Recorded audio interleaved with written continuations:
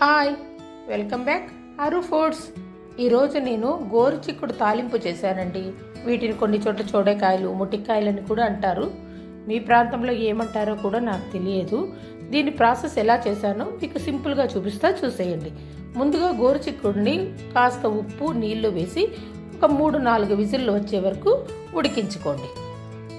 ఇవి ఉడుకుతూ ఉంటాయి. అంతలోపల మనం తిరువాత వేసేసుకుందాము. ఆనియన్స్ కట్ చేసి పెట్టేసుకోండి. అలాగే కడాయిలో ఆయిల్ వేసి, ఆయిల్ వేడయ్యాక ఆవాలు, జీలకర్ర, కరివేపాకు, ఎండుమిర్చి వేసి వేయించేసేయండి. ఇవి కాస్త వేగిన తర్వాత మనం కట్ చేసుకున్న ఆనియన్స్ కూడా వేసి, ఆనియన్స్ కాస్త దోరగా వేయించండి. మరీ లైట్ బ్రౌన్ కలర్ అయ్యే వరకు అవసరం లేదు. అంతే. ఈ మాత్రం వేగిన తర్వాత మనం ఉడికించుకున్న గోరు చిక్కుడులన్నిటినీ నీరు వడగొట్టేసి ఇందులో వేసేసేయండి.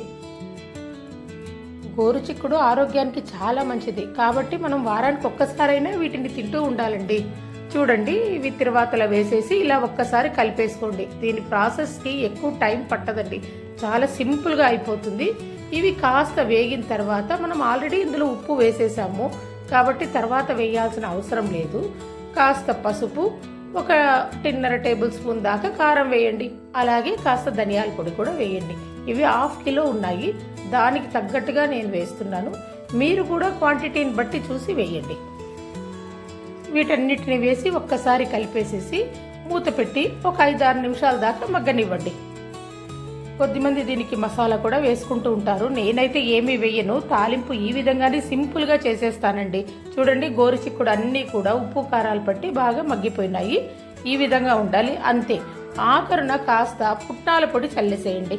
అంతే. పుట్నాల పొడి చల్లి ఒక్కసారి కలిపి స్టవ్ ఆఫ్ చేసేసేయండి, లేదంటే మాడిపోయే ప్రమాదం ఉంటుంది. అంతే. ఈ విధంగా చేసేసుకోండి.